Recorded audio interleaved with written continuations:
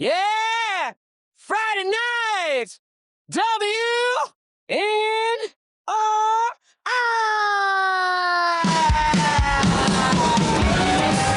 Winding down slow, radio on, like he's riding shotgun all night long. Me and Nathan, that same old voice, stories rolling easy choice. I'm staying in for the Nathan Martin Show every Friday night on my radio. From WNRI, yeah, the signal rolls through the walls, down to my soul. I'm staying in for the Nathan Martin Show.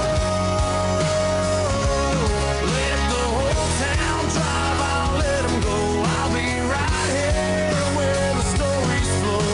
Tuned in time to the Nathan Markley Show.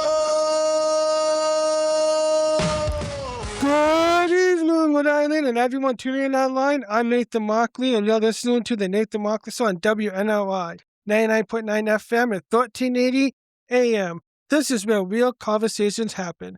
Thanks for being here tonight. We've got a packed night ahead. Coming up on the show, we'll dive into an important topic around education and advocacy, including a conversation with a guest working directly in the field. We'll also switch gears with some automotive talk a little later on. Stay with us, you won't want to miss it. So let's get started. As I mentioned, everyone, I'm Nathan Markley, and this is the Nathan Markley Show. And I'm a podcaster. I've been doing podcasting over 10 years now. I started in 2013, 2014, a little over 10 years now. And it's pretty fun, you know. When I first got started doing this show, I was just talking about technology news and reviewing products. And then I talk about a little bit of my life with autism. And then I took a break in 2020 to regroup and try to think what I want on the show. And about the end of 2021, I started talking about interviewing small business owners in Rhode Island and other people I meet, which is really fun. And now we have opportunity to be on the radio, which is very cool, actually, to be back on the radio, because in 2016, when I was at Roger Williams University, I was on the student radio station there, and that was really fun. And it's kind of my, I realized that this may be something that I have to keep doing, and I'm excited to do this, and hopefully we'll keep doing it. But what makes this so? Actually, I'm calling this season 3 of the Nathan Markley Show because we're live on the radio. But also now I have a co-host, and that co-host is my dad, and I'm gonna introduce him to you. So, Dad, welcome to the Nathan Markley Show. Thanks for being on and joining me. Thank you, Nathan. I'm great to be here. I'd like to introduce myself quickly. I'm Glenn Markley, and I've been a Rhode Island resident my whole life. I've always been interested in talk radio and news radio. I've been a listener for many years of many different stations, and I've always wanted to get into radio. So this is my first time. I've seen the ad for this opportunity in the Breeze magazine, and I called Roger, and he's making it happen for us. So again, I'm excited to be here. My background is currently I'm an automotive instructor for a major automobile retailer. And I've been in the automotive trade my whole life, learned it in high school here in Lincoln, Rhode Island at Davies High School. And since then, I've worked as a technician for many years. I had a short stint as a service manager, service advisor, a customer service instructor for automotive dealerships and other private entities. So I have a vast experience in automotive. I want to share that on the radio. And this is our first show, as you know, and it will evolve to what our listeners would like to hear and content. Yeah. So I'll let Nathan take it back and we'll start with the show. Thank you.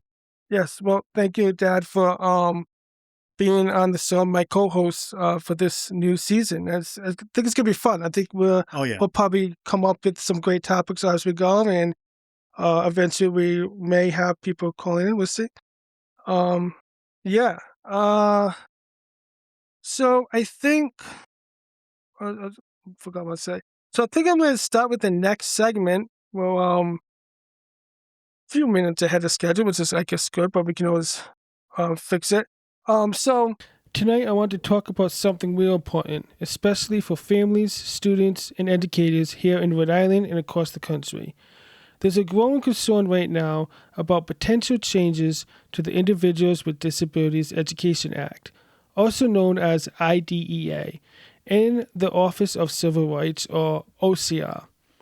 Right now, there are discussions about moving oversight of these programs out of the U.S. Department of Education. And for a lot of people, that raises some serious questions. The IDEA is the federal law that ensures students with disabilities have the right to a free and appropriate public education. That includes individualized education programs, IEPs, support services in schools, legal protections for students and families. This isn't just policy. It directly impacts real students and real families every single day. Now here's where the concern comes in. There are indicators that officials may move IDEA oversight, vocational rehabilitation programs, and the civil rights enforcement through OCR out of the Department of Education. And here's the concern many advocates are raising.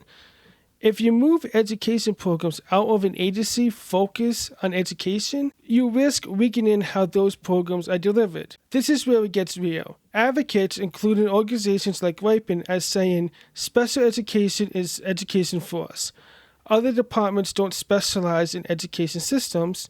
Moving oversight could create confusion or gaps in accountability.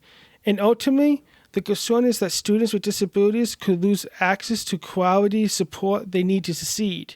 Now, this isn't just something happening far away. This is something people right here in Rhode Island are speaking up about. March 5th was recognized as a National Call-In Day to protect IDEA, but this issue is still ongoing. This isn't a one-day conversation. So whether you're hearing this live tonight or catching this later on, you can still take action.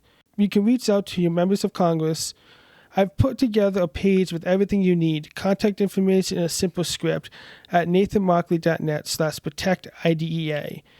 Because the more people who speak up, the bigger the impact. I also want to take a moment to make this personal. As someone with a disability who receives support in school through things like an IEP under the Individuals with Disability Education Act, this isn't just policy to me. This is real. Those supports help shape my education, my opportunities, and where I am today. And that's a big part of why I care so much about advocacy. In my work with RIPIN as a youth coordinator, and in the advocacy work I'm involved in, this is exactly the kind of issue that matters. Because we're talking about making sure the next generation of students has those same supports, and that same chance to succeed, and the same opportunities that made a difference in my life. We have Sue Donovan, Senior Program Director for RIPIN, joining us on the phone to talk more about this from the advocacy side. Sue, thank you so much for joining us this evening. Oh, thank you, Nathan. It's my pleasure. So, Sue, can you start by introducing yourself and your role at RIPIN and a little bit about what RIPIN does? Sure thing, I'd be happy to. So, like Nathan said, my name is Sue Donovan. I am one of the senior program directors at RIPIN. I'm also a parent, and I came to RIPIN 23 years ago because my children brought me to meaningful work, and I stayed at the agency because of our mission. So RIPIN is a nonprofit, and this year we're celebrating our 35th anniversary. Our work at RIPIN falls into three buckets, pretty much. One is education, specifically special education. Second would be healthcare, as in, obtaining healthcare, accessing healthcare, health insurance, all issues connected to that.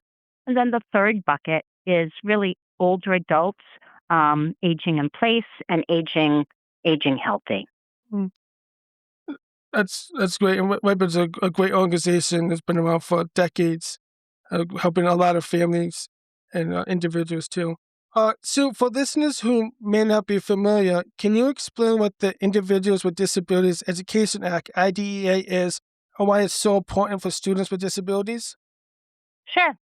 So the IDEA, or the Individuals with Disabilities Education Act, is a federal law, and that ensures that students with disabilities receive a free, appropriate public education.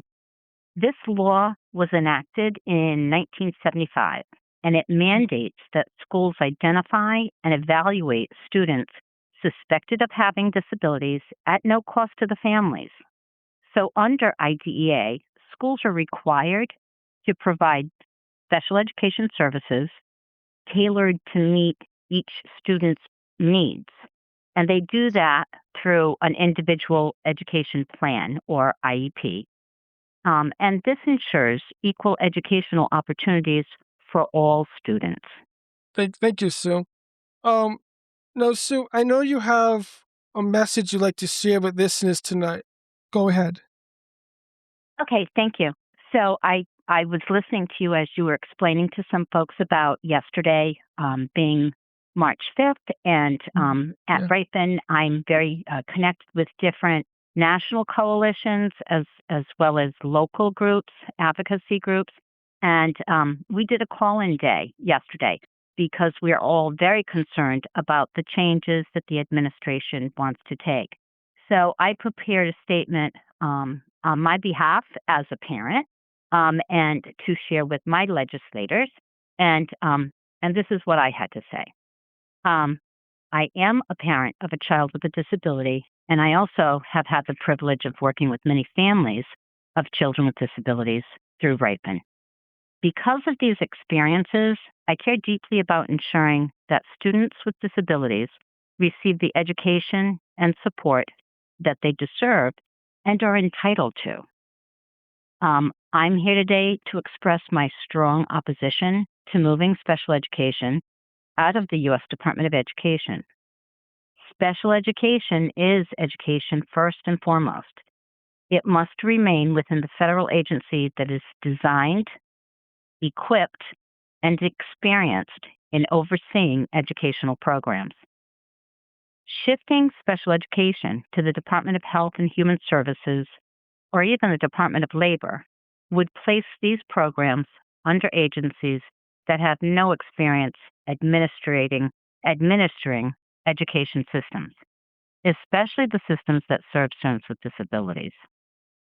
Such a move would disrupt services, weaken oversight, and ultimately reduce educational opportunities for the students who need them most. I'm asking everyone to contact your federal delegation and urge them to ensure that the U.S. Department of Education continues to maintain and oversee all special education programs. This is an issue that matters deeply to me, to the families I work with, and to countless constituents across Rhode Island and the nation. So that was it in a nutshell, Nathan. That was the message that I had to share with leaders in Rhode Island and across other states. Thanks, Sue. So what's the one thing you want listeners to remember tonight? Oh, that's a good question, Nathan. I think the big thing for me is the big takeaway is that it's really important for all of us to have high expectations for our children and high expectations for our students. And in order to do that, it's important that we all hold our leaders accountable, including our U.S. Department of Education, our local state education agency, and our local school districts. So in order for our kids to have the best successes, we need to keep the bar high, but we also need to keep folks accountable. Does that make sense? Yeah, it does. I agree. Dad, do you have anything? Yes, I do. Sue, what type of support have you seen from or been promised from state and local educational resources and schools, et cetera, to support this and work with RIPIN to make this change not happen? Yep, that's a great question. Thank you, Mr. Markley. So we've been very fortunate in Rhode Island. We've seen a lot of people come forward, and at RIPIN, they started facilitating a special education work group. So different agencies, not just RIPIN, but different agencies in Rhode Island that serve families and children, they come to the table and they're meeting to share and inform and get the information that they need to share with their families and their constituents that work with them, so that there are more voices calling legislators, signing on to petitions in order to show Washington that this is an issue that matters to a lot of people. And, often we were fortunate to have Senator Reid and Senator Whitehouse visit last month, and they are both very much in support of these efforts, and they consistently check in to ask us what we're seeing, what's going on in Rhode Island, in our local school districts. We've been very fortunate to have our Commissioner of Education. She has been very supportive, and she's actually testified twice now at Congress about the need to preserve the U.S. Department of Education because it's critical, in implementing education across the state. So that's been very positive. We do work with coalitions outside of Rhode Island, and it can be quite difficult in larger states. Even just the demographics. I think we get a little spoiled. Here in Rhode Island, I can jump in the car and be at one end of the state in the morning, and then an hour drive, and I can be presenting at the other end of the state. And that helps us to deliver consistent messaging. We're able to reach a lot of our families in Rhode Island, where some of our bigger states, they don't have that, the demographics don't work for them. So it's harder getting folks in rural areas to, get them informed, outreach, and bringing more families to the table to understand what impact some of these decisions that are being made will affect our children. I understand. Are you aware of any lobbying efforts on a national level with all the coalitions as combined as a team? Yes, actually there is. So there's one, Preserve IDEA, which we're a part of, and I want to say there are about 25, 30 states that are involved in that, and they have a lobbyist that they're working with in Washington, and actually, we get updates. Sometimes it's a busy news day, sometimes it's a quiet news day, but we get regular updates, and they're going door to door. And these lobbyists and advocates are speaking directly to, our Congress people, our Congress, our senators and our representatives. And really, we're finding that many folks are supportive, and a great deal of folks don't always realize the impact or the negative impact something like this would have. So they're doing a lot of educating. They're educating, the lawmakers on why it's important and what repercussions we can have, in making making moves that don't make sense, that don't ensure protecting the fidelity of our special education programs. That's interesting also. Could you share an example of a family in Rhode Island, one of the particular hardships or stresses due to what's happening that they have to deal with on a daily basis or a weekly basis? Like an example. Oh, so there's a lot. There's a lot. I know, and we have so the past year has been pretty bumpy, right? And what we're hearing, including from some local families, is some cases that they have perhaps petitioned or trying to take to due process or taken to the Office of Civil Rights, OCR, aren't getting the attention that they need because of all the staff cuts. The OCR, the Office of Civil Rights, and the Department of Justice, and even the U.S. Department of Education. So many staff have been, furloughed, terminated, whatever you want to, their employment has been ended, or there's been so much turbulence with that many cases across the country, but including Rhode Island, we have families that have, filed a complaint that have never been followed up on, and there are timelines. The law requires that timelines be upheld and things are, reported back on. But with the shortages, some of those things, they're just not happening. It's just sitting on a desk somewhere. Wow. Is it directly affecting any IEPs or individualized education plans for Rhode Island students? Absolutely. Absolutely. It impedes students from getting the services that they're entitled to. So yeah, it's become a problem, for many families. Well, that's not good. Because I know growing up, No. Nathan was on an IEP and we were having regular meetings, my wife and I, Yep. with school leaders and those people that help to develop them and administer them. And that's an important part of someone's education, obviously. Absolutely. Yeah. And again, and being a parent myself and going through that process for two of my children, out of three of my children, two of my children had IEPs. And when it's done right, when it's done with fidelity, when everyone shows up at the table and we keep working together, it works. You know what I mean? We've seen some great results, and and sometimes things don't work, and that's when we have to, come back to the table and get creative and change things around, do things differently.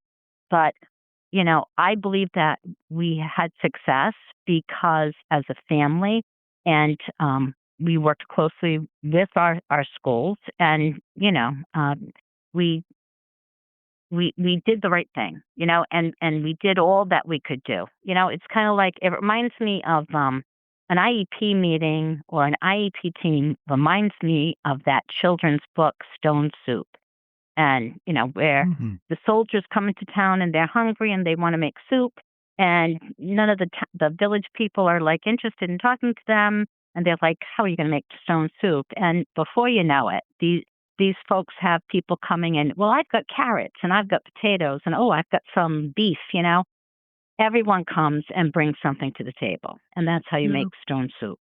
And, that was my experience too, as a family.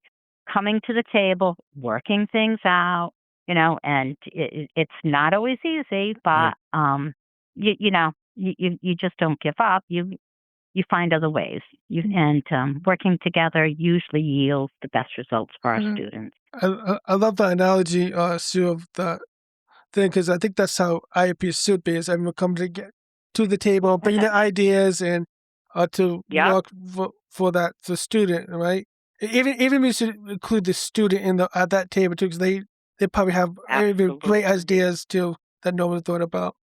That is so true. That is so true. And I remember we had a champion in one of our schools, and I remember her saying to me, "You've got to bring your daughter to the table." And I'm like, "Oh," but and she said, "Even if it's for 10 minutes, okay?" And that's what we did. So it was like, okay, and my daughter would come for 10 minutes. And then before you know it, the following year, she was more comfortable and she stayed longer. And we had her write down all of her thoughts and concerns that she wanted to share with the team. And I bet, knowing your daughter, I bet she has some really great ideas for her plan for her education in future too. Thank you. Yes, I think she does. I think she does. Well, Sue Donovan, thank you so much for joining us and for the work you're doing in the community. Thank you so much. This was great. Yes, and thank you. Good night. Well, hopefully hear from Thank you, Mr. Markley. Oh, you can call me Glenn. Thank you. Glenn. Okay, thank you. You can call me Sue. All right, Sue. Okay. Bye-bye. Bye. At the end of the day, every student deserves the support they need to succeed. And if you believe that too, take a few minutes this week to reach out to your members of Congress. Tell them to keep special education and civil rights protections where they belong, within the Department of Education. Visit nathanmarkley.net/protect-IDEA for Rhode Island contact information and a simple script provided by RIPIN. Your voice matters, and it truly can make a difference. If you or anyone that you know would like to buy or sell a property, Lydia Smith, a realtor with the Century 21 Stahersky Agency, would like to chat with you. Lydia has over 15 years of experience in the real estate profession and is well known for her professionalism. She has sold many properties over the years as a professional realtor and is well respected due to her experience in and knowledge of the Northern Rhode Island real estate market. You will be pleased by her quick response, her attention to detail, and her remarkably high level of integrity. Having purchased 2 homes and selling another myself, I can appreciate Lydia's knowledge, success, and professionalism as a trusted realtor. You can reach Lydia by calling her at 401-808-0430. Lydia promises a quick response to your call. Again, call Lydia Smith, professional realtor, at 401-808-0430 for your property buying or selling needs. Oh, we're back. You're listening to the Nathan Markley Show on WNRI 99.9 FM, 1380 AM. So, the next segment we're going to talk about, we're going to switch some gears around, and my dad has some stuff he wants to talk about, and I think I'm going to call this segment Ask a Mechanic. Since my dad's a mechanic, he's been doing it for all his life and all my life, and he also teaches it now. And maybe it could grow. And this title, Ask Mechanic, is a pendant title. We may find a new title. Who knows? So I'm going to hand it over to you, Dad. Okay, thank you. So my thoughts for this first show of ours is to talk about the evolution of vehicle or automobile safety systems. You know, being in the automotive field for over 45 years, I've been amazed at how technology has changed, and I'm very excited about the newest technologies on vehicles. So I'm going to start with, go back 100 years. I'll go back 100 years and see that, vehicles were mostly open air vehicles. They weren't enclosed. And most important thing, after they started up and started to propel the passengers down the road, they had to stop. So the braking system, as you know, is very important, and it's a safety system. Yeah. Back then, most brakes were what we call mechanical brakes. There was a mechanical linkage or lever connected to the brake pedal. That brake pedal lever would move when it was pressed by the driver of the vehicle. It'd move a fulcrum or a pivot point connected to another link or rod. And eventually that rod, through a series of levers, would get to the braking area. The typical first type of brakes was a drum brake system, or there was some either leather or some other material that could rub on a wooden wheel. Eventually they developed friction materials, where they mix some materials together and have what we call a brake shoe. And there'd be 2 brake shoes inside a drum, or sometimes outside of a drum, force acting on the drum, again, whether externally or internally, causing friction to slow and eventually and hopefully stop the vehicle. So from mechanical brakes, vehicles started having hydraulic brake systems. That's where a fluid, brake fluid in this case, could be pressurized, and that pressurized fluid, or that fluid, would transmit pressure throughout the system, which would be generated in a master cylinder, or a cylinder that could compress the fluid and route that pressure through the brake fluid to what I call the wheel ends. So if it's 2 drums or maybe 4 drums, there'd be a wheel cylinder that would take that pressure and activate and change it from hydraulic pressure back to mechanical pressure into the brake shoes and push them against the drum, or either internally or externally.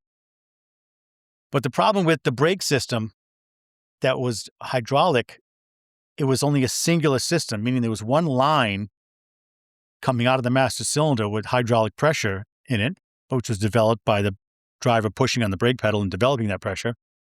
And that pressure would be split into, from your blocks, or what they would call T's, and they would go from front. So out of the master cylinder, the pressure would go through the line to a T that would go front, rear, and then at each axle, left and right. So you had one hydraulic circuit activating the 4 brakes or 2 brakes, depending on how old the vehicle was. The problem with that, again, is if there was a leak in the hydraulic system, whether it was due to a loose connection, a worn-out compression washer, or even a corrosion, which is common, the corrosion would cause a leak. And every time the pedal was pressed by the driver, that hydraulic fluid will not be pressurized because it has to be in a closed container with no air. And since had a leak to the outside the system through, a rusted line or something like that, it would just leak out on the ground and no pressure would be developed.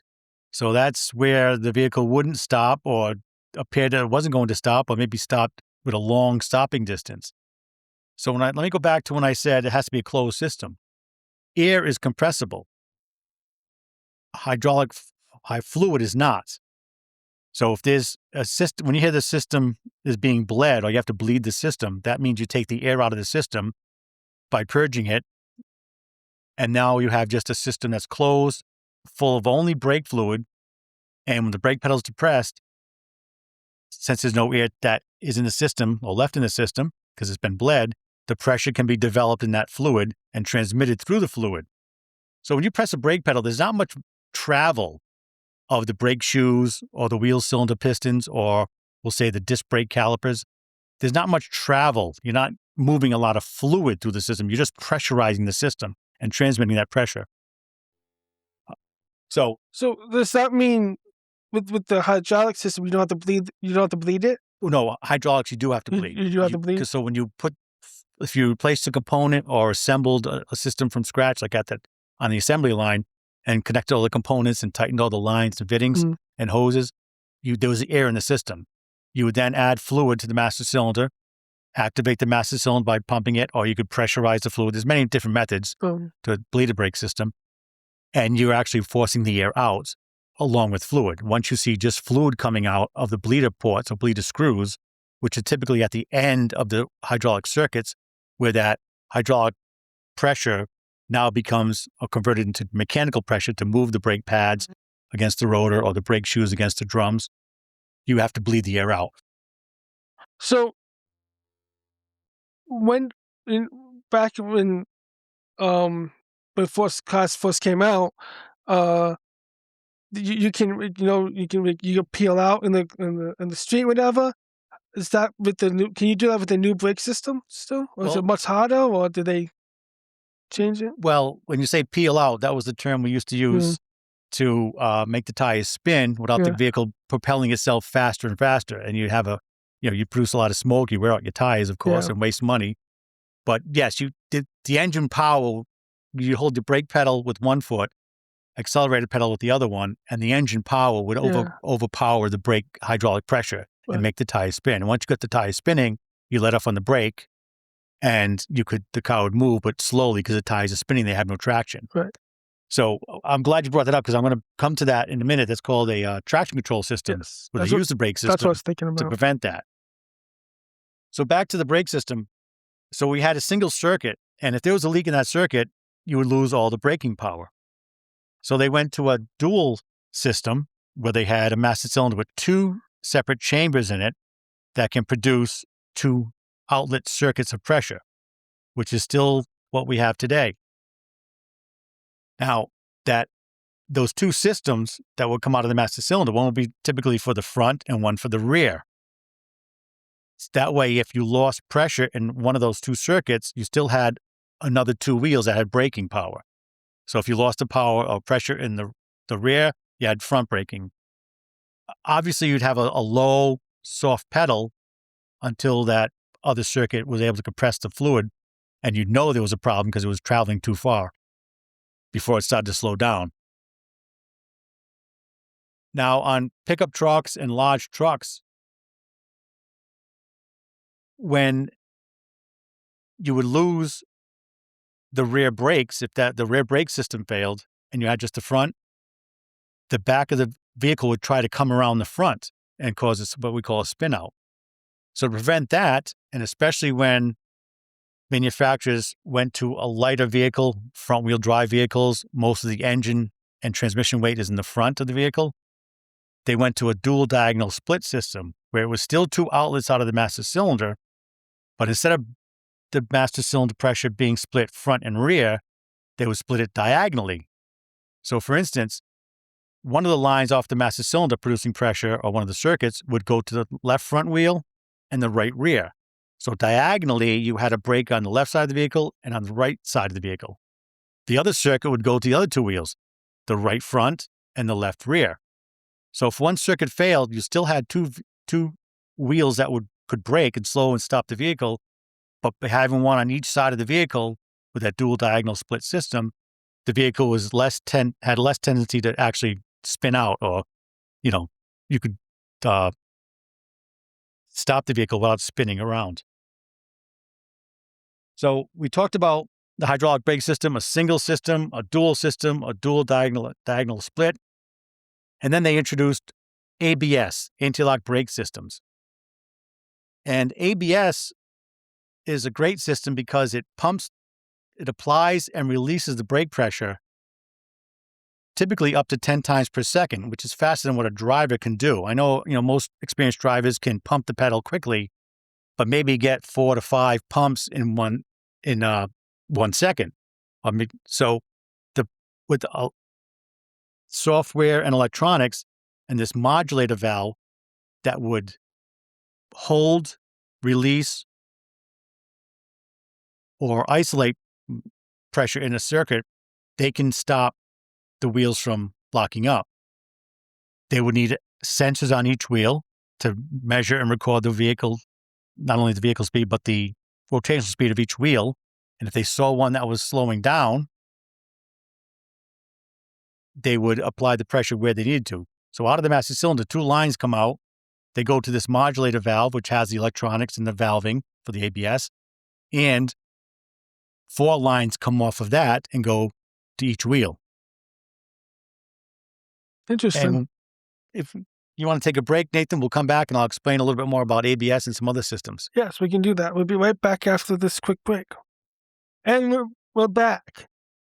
Want to continue, Dad? Yeah, so just a little more on ABS systems. So like I said, with electronics and some software programming, they can control the individual brake circuits and control the pressure, release it or hold it to prevent wheels from staying locked up. Because once wheels lock up, you don't have directional control of the vehicle anymore, because the momentum of the vehicle prior to when the wheels locked up will keep that vehicle moving in that direction. Meaning, if I started if I locked up the wheel because I applied the brake too quickly, or I was on a soft surface and I lost traction with that surface between the tire and the surface, whether it's mud, snow, ice, or loose gravel or dirt. If I was traveling at 30 miles an hour and the vehicle was traveling and I was the driver, if those wheels locked up, even if I turn the wheel to the left or the right, the vehicle's going to go in that direction. Now, if the road doesn't go in the direction I need to go in, and I'm going to crash the vehicle or drive it off the road, I turn the steering wheel to the other direction by instinct. But again, if the wheels are locked up, they've lost traction. The tires have lost traction between the road surface and the tire tread itself. So that's where ABS comes in, and it will release pressure on wheels that are locked up, reapply, release, reapply, no matter if it's 2 wheels, that have lost traction, or all 4 wheels. And that way, when you turn the wheel, while the wheels are unlocked, because the hydraulic system has released the pressure, the ABS system has released the pressure, for an instant, the vehicle will move in the direction of the steering wheel. Granted, it's going to take a long time to stop because the pedal's being pumped. But that's what ABS does. It allows the driver to keep steering control and steering direction of the vehicle. So ABS is really helpful in New England on the snow. Oh, yeah, it's helpful to help prevent spinouts, I guess, right? Well, spin outs, or also just the vehicle goes where you want it to Yeah. go by turning the wheel. And not just in New England, but yeah, it's very helpful in New England because of ice and snow or slush. But what, it can help in any loose surface, dirt, gravel, mud. And so from that system, so we had a hydraulic brake system, added some electronics and some software, another component called a modulator. It took over, and of course, there's a control module that controls that. When I say electronics, I mean sensors and control modules. And based upon that system that's existing on the vehicle with ABS, another problem they could overcome with that same software and components was what they called traction control. So if you've ever accelerated or tried to, press the gas pedal on your vehicle and the tires were on a loose surface, or you deliberately wanted to peel out, as Nathan says, we used to do that. I've done that many times. The traction control system would see whether it's the two drive wheels that are driven by the engine and transmission, or the wheels that are spinning very fast, and the other two are not, the ones that are not powered are not spinning fast. The computer would say, well, I see I'm losing traction on these wheels, but using the sensors and the wheel sensor speeds inputs, and they could break the wheel individually. So if both rear tires were spinning and traction control was enabled, the calipers or rear drums, the pressure in the rear could be applied, released, so that it slows down that spinning. And every time the brakes are applied and the wheels are not spinning, the vehicle gets some traction and moves it forward, eventually catching up to the road speed will catch up to where the accelerator pedal is.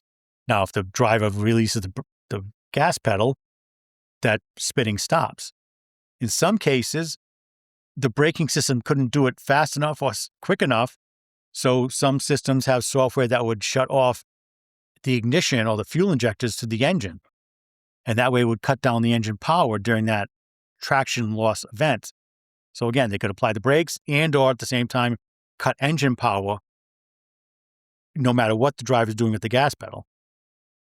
And traction control typically can be disabled by a driver, just like a stop-start system can be disabled by a driver today. If they don't want to have that system, they can press a button and release the traction control. And you know what? Sometimes traction control, you hit the button once, depending on your vehicle make and model, it doesn't totally disable it because it still has the ESC, electronic stability control system, built on top of this system. And I'll talk about that next. But if you read your owner's manual, sometimes you press that traction control off button twice in a row, and that will completely take it off, which is an unsafe, to have, but some people may need that to drive the way they want to drive. Now, as a tip, if you're ever stuck in snow, deep snow or slush, and your wheels are not spinning to get you moving, you can disable traction control and the wheels will stay spinning because traction control is not activated. Yes, you'll be revving the engine. Don't rev it up too high. You can hurt the engine. But that will get the vehicle to propel itself, just like the old-fashioned days where vehicles without traction control can just spin the wheels and get yourself moving. And one other system that's built upon this braking system, or ABS, is called ESC, electronic stability control. This is a very, not complicated, but there's a lot to this system. I'm going to touch on it briefly now. Maybe another episode I can detail it. But that system there are other sensors added to the vehicle that have this system. A steering angle sensor, or there's a sensor that tells the control module, where the steering wheel is in relation to, left or right, or within 360 degrees rotation.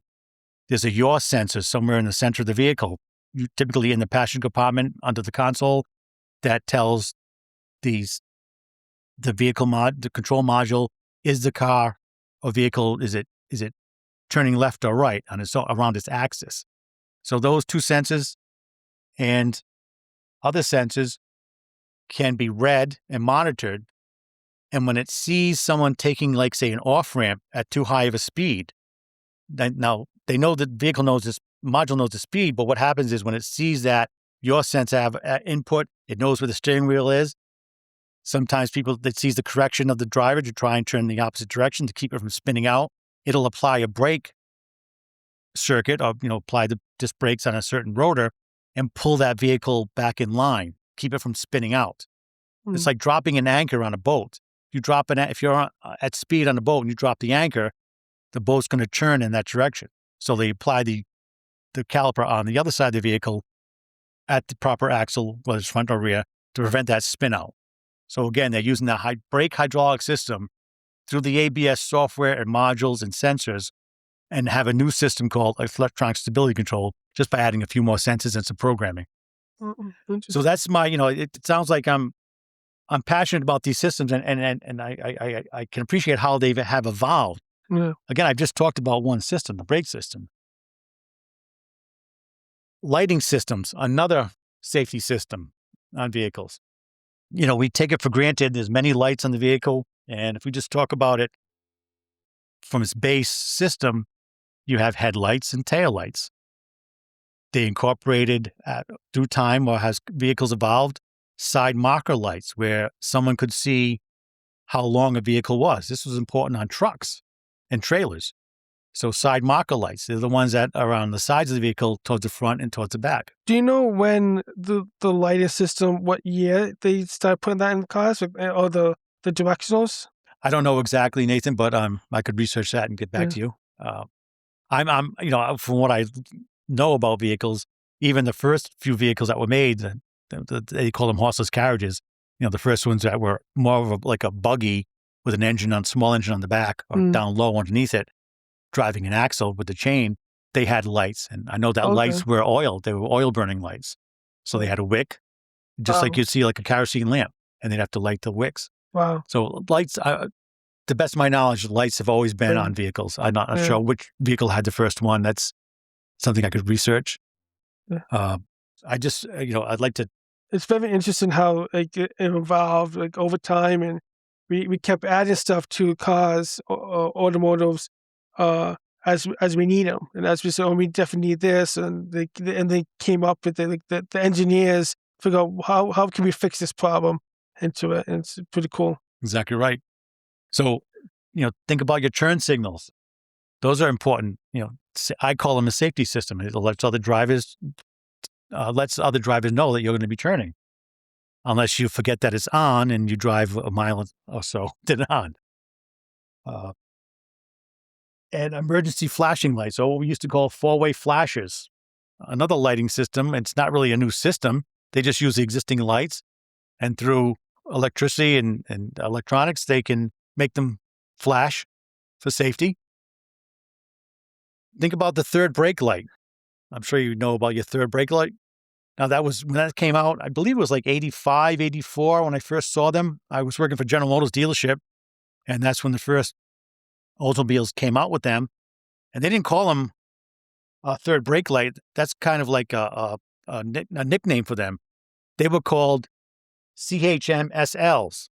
CHMSLs, center high-mounted stop lamps. And that is definitely a safety item because a lot of vehicles had brake lights down in the bumper. And that, the bumpers, and typically there were metal bumpers back then, not the urethane or plastic fascias that we have now on vehicles. But those brake lights were low, and some people were getting rear-ended because the drivers of the cars that would hit them didn't see the brake lights. So the government mandated a center high-mounted stop lamp. And, I can talk about, I'll just mention when I talk about lights, at first they were incandescent bulbs. They just had a filament that would glow when the electricity or the current would flow through them. Now they're LEDs. Is that why lights are so bright every time at night, and they're kind of blinding? Well, you're talking about the headlights, right? The headlights, right? Yeah. That's for another show. Oh, okay. Because that drives me crazy. For me, especially. I think it's an issue for everyone. Well, I'm just talking about the evolution of lighting systems on vehicles. Now, another light, the backup light or reverse lamps. Mm-hmm. Excuse me.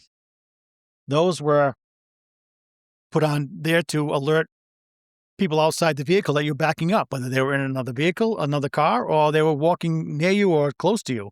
That was a visual indication to other drivers that you were backing up. They do have an advantage, of course, that's to light up what's behind you. So I consider it a safety item, but it has a secondary function of lighting up what's behind you. Another part of the lighting system that has evolved is reflectors. So when the vehicle, or the lights are not on, especially at night, they've incorporated reflectors, different shapes, different sizes, and those are typically embedded inside the lighting module or the assemblies, whether it's the headlight assembly or taillight assembly. And those reflectors are definitely a safety item because at night, if your vehicle is on the side of the road or wherever, close to the road, or in an unsafe spot, other vehicles' lights will illuminate those reflectors, will reflect the light back and notify the drivers. So I'm going to end it here, Nathan, because we are getting close to our time. And I have a lot more to talk about on this. And I would also like to talk about other safety systems in the future. Thank you, Dad. That's very interesting. I learned a lot, too, with all the different systems. All right, so that's going to do it for tonight. You've been listening to the Nathan Markley Show on WNRI 99.9 FM and 1380 AM or online on WNRI.com.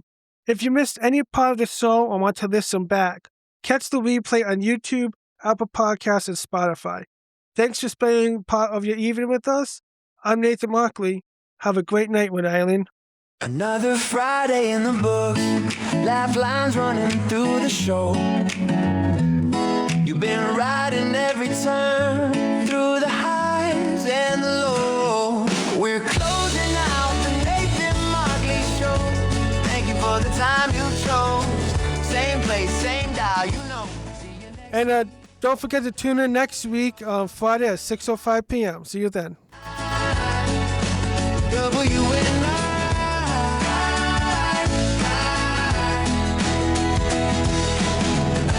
One more way before we go. Keep that number in your mind. Friday nights, you're not alone. It's a Nathan Markley Show on WNRI. It's a Nathan Markley Show on WNRI.